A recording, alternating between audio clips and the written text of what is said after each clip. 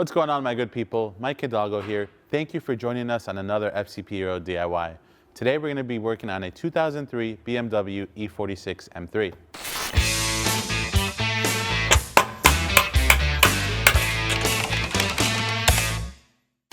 Today on the M3 behind me, we're going to be covering how to replace your front rotors, brake pads, and wear sensor, as well as your set screws. We're using our Zimmermann TechStar kit with our BOA sensor.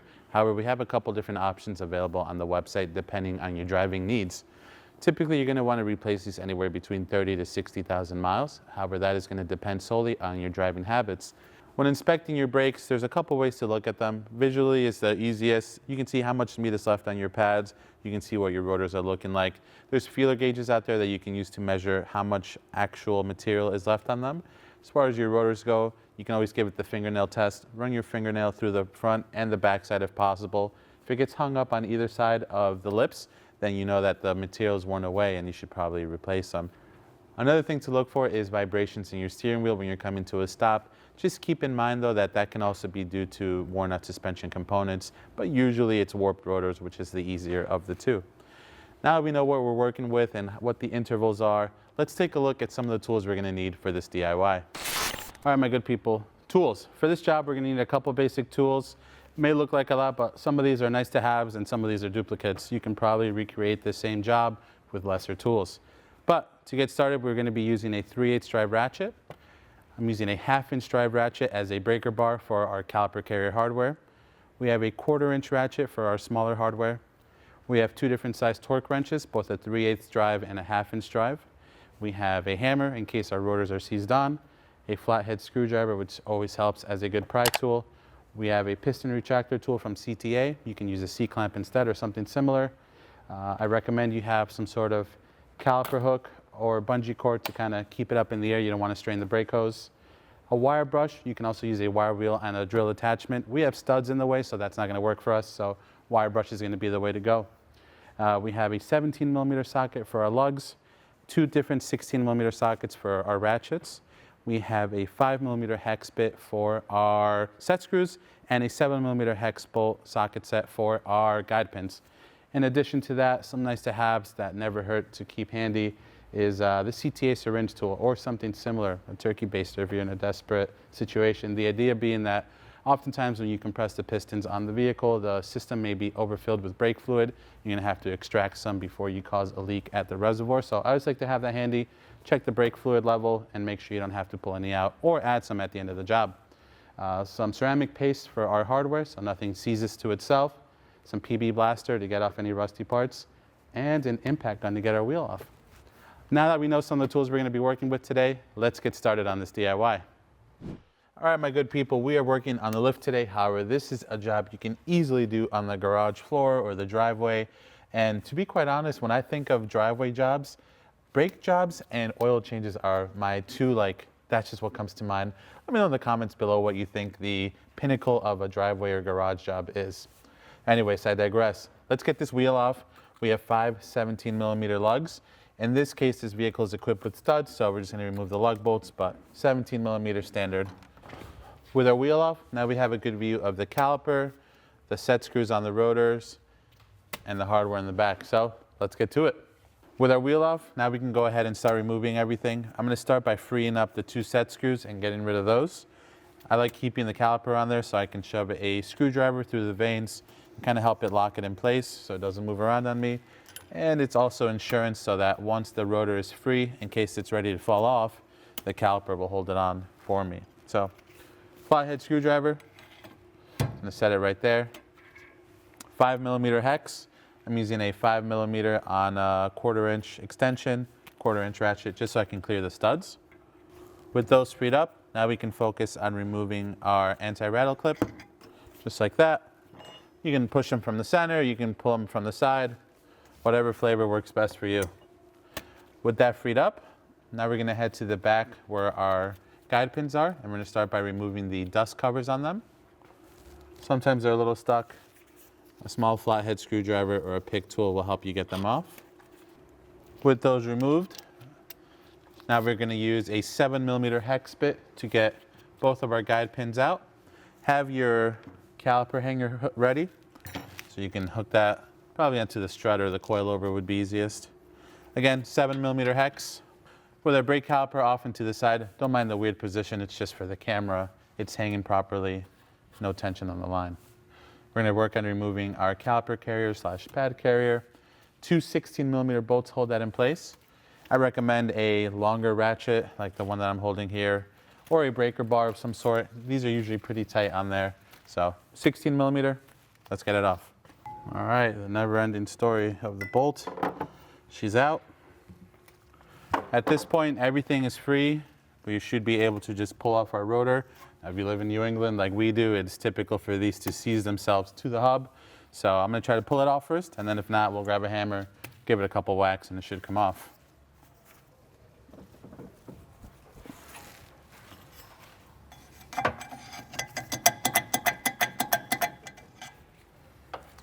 You already knew this wasn't coming off. Typically, these cars don't come with studs. Again, this car has been modified, it has studs on it.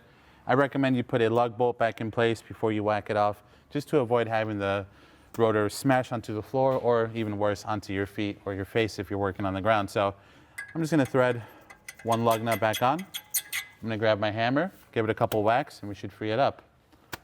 With our rotor off, now we can see the hub assembly. If this is pretty crusty, you wanna go ahead and clean it up. We're actually gonna be showing you how to replace these hubs in a separate DIY later this week. So for now, we're just gonna kinda leave it, put our new rotor on, and continue with the brake job for today.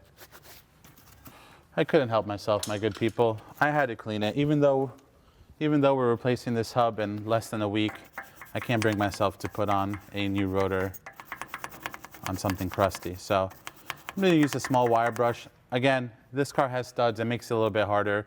Normally this is gonna be nice and open. You can put a wire wheel on a drill attachment. I'm just using a small brass brush to clean that up a bit. And whether you live in New England or not, I always recommend you use a little bit of anti-seize, or in this case we're using liquid moly ceramic paste, just to line this where the rotor sits, so that hopefully the next time you do this job or the next person does this job, the rotors aren't seized to the hub. It's also important to note the M3s have 3 alignment dowels on here that are going to tell you which way the rotor goes on, and then you'll have your 2 openings for your set screws. All right, that should be more than enough. It's not a Bob Ross painting, although I wish it was. We have our rotor. Just be mindful with these zinc-coated rotors. You don't really want to hit this area with brake clean, so if you can, make sure your gloves are clean. Grab them by the sides, whatever you can to avoid A, smudging up the surface, and B, getting the hub area all messed up as well, because if you brake clean that, you're going to deteriorate the zinc coating faster than it should be. We're going to line up our dowel pin holes and our rotor set screw holes. Beautiful. I also like to put a little bit of ceramic paste underneath where they sit, just so that they have less of a chance of seizing into place. And we're going to take our 5mm hex, just get them started by hand. You want to snug them down evenly. Also helps to push on the rotor with one hand. As long as all 3 dowel pins look flush against the face of the hat of the rotor, you'll be good to go. Now for those of you following along at home, if you want to torque these down, it's 12 foot-pounds at most. I like to snug them down, they're small. And then this is extra. Again, we live in the Northeast, every bit helps. This car sees winter all year round. Just cover the face of them a little bit as well, just to give it a fighting chance. With the rotor situated in place, we can now grab our carrier. You can give it a little wipe where the pads sit. This car is fairly clean, so it's not too bad. We're going to feed this back into place and then thread our 2 16mm bolts back in and torque these down to 81 foot-pounds. Now, if you're concerned with these, you can replace them. They are reusable. Sometimes you can put a little bit of medium strength thread locker on them, but again, as I mentioned, we are taking this car apart in less than a week to do front hubs, so we'll be replacing that hardware once we do that video.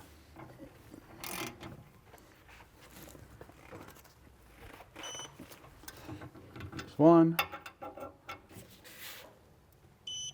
There's 2. While I have you in the same area, we're going to go ahead and grab our brake caliper with the old pad still on it. We're going to grab our compressing tool, or piston compressor, and go ahead and feed the piston back into its home as far as we can without damaging anything around the seals of the boot. So that way when we slip on our new pads, the extra meat that's on them, we'll be able to slip the caliper back over.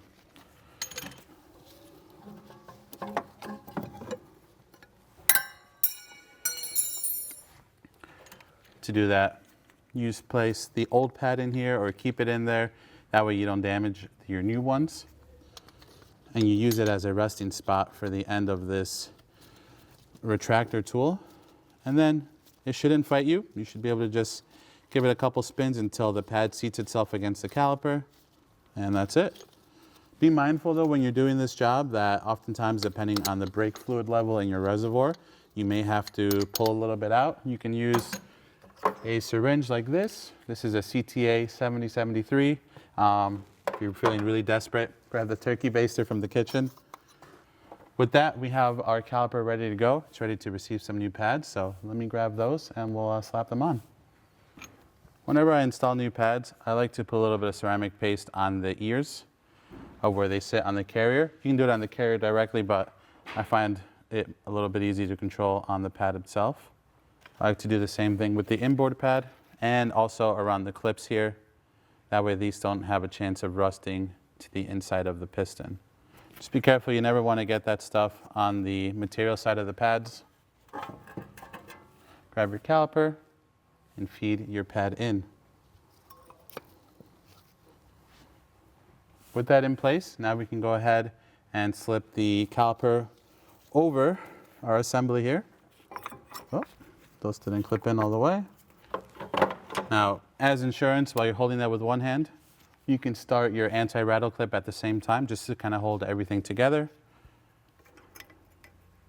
Start with the end on the top, end on the bottom, and then just push in the middle, and on it goes.